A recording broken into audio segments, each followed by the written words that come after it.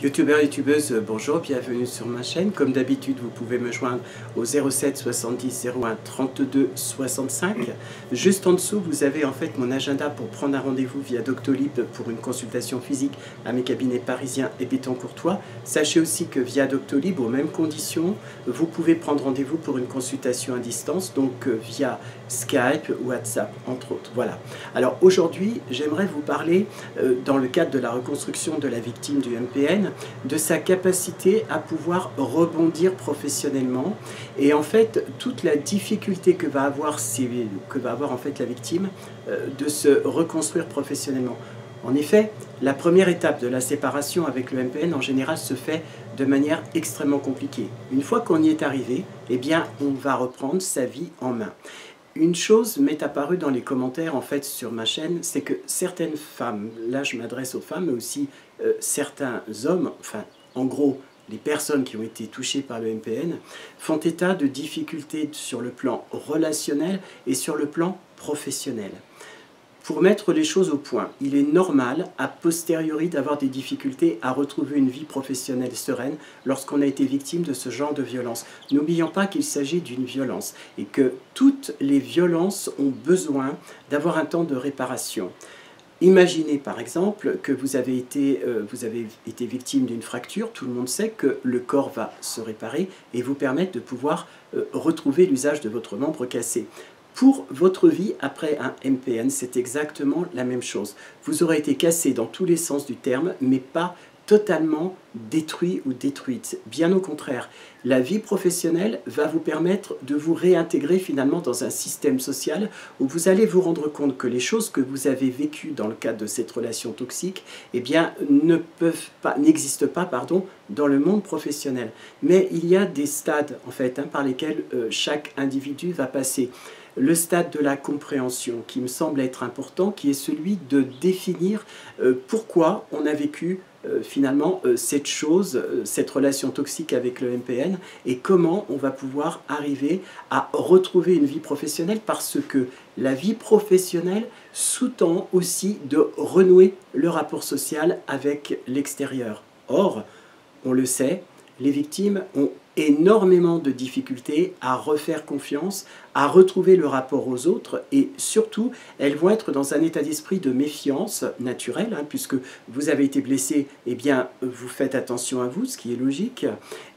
Pourtant, le monde professionnel peut être aussi une porte pour aller de plus en plus loin et sortir de plus en plus de cette relation toxique. Vous n'avez pas vocation à revivre en permanence une toxicité au niveau professionnel. Néanmoins, moi je mettrais juste un bémol dans la réappropriation de cette vie professionnelle. Il faut être capable de comprendre que il est possible que vous rameniez avec vous, en fait, suite à votre traumatisme, eh bien, des attitudes que le ou les employeurs ne vont pas forcément comprendre.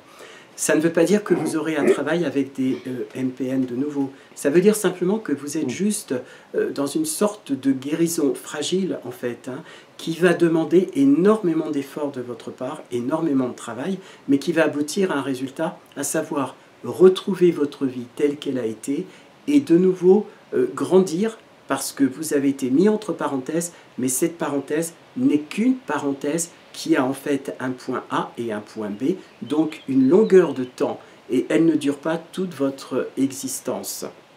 Là où effectivement, ça me semble être important, c'est que enfin la justice reconnaisse que le MPN est à l'origine d'un certain nombre de traumatismes et d'incapacités pour certaines victimes de pouvoir reprendre une vie normale, de retrouver finalement cette espèce de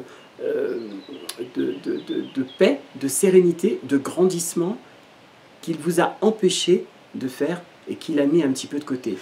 Ce qui me permet de revenir aussi à cette idée donc de création de maisons paramédicalisées qui pourraient justement permettre de pouvoir poser les gens dans cette espèce de reconstruction, leur donner en fait un espace où elles puissent de nouveau grandir, elles puissent de nouveau s'approcher d'une réalité qui est leur réalité propre. Mais, effectivement, la difficulté, ça va être la peur de l'extérieur.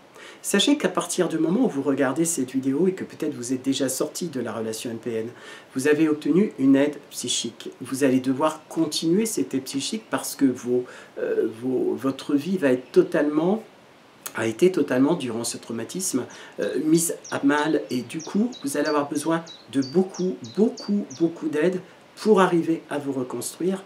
Mais c'est quelque chose qui est parfaitement possible et quelque chose qui va se faire avec le temps. Mais vous devez admettre aussi que vous avez des espèces de freins qui se sont mis en place, des signaux d'alerte qui ont été exacerbés au possible, qui peuvent peut-être vous empêcher, par moment, de refaire confiance. Surtout, prenez bien en compte que cette attitude est normale. Ça n'est pas une attitude qui relève d'une pathologie de votre part, pas du tout. C'est simplement qu'à force d'avoir été blessé, eh bien, vous aurez énormément de difficultés, mais en même temps, vous saurez comment prendre soin de vous. Donc ça va vous amener aussi à des phases de remaniement qui sont des phases finalement relativement compliquées, qui vous remettent en cause aussi vous dans votre propre construction. Et surtout, ne vous imaginez pas qu'une autre relation est impossible, parce que si vous ne réenvisagez pas votre vie affective, votre vie professionnelle comme quelque chose qui vous stabilise, eh bien, le MPN aura gagné et il ne peut pas gagner dans tous les cas de figure. Donc je compte sur vous pour essayer de rester fort ou forte face à cette situation. N'hésitez pas aussi donc à m'appeler pour que nous puissions en discuter. En tout cas, merci pour m'avoir écouté. À très bientôt. Ciao, ciao.